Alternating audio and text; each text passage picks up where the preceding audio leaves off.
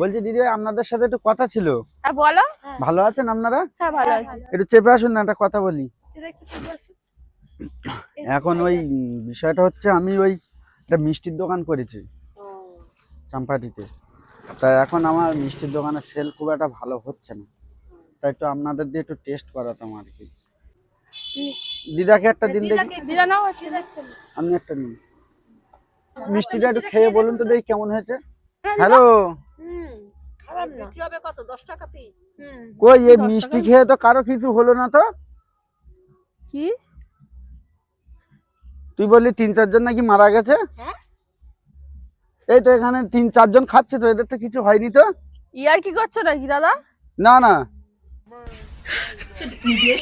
এদের 4 জন খেয়েছে, এদের তো কিছু হয়নি তো।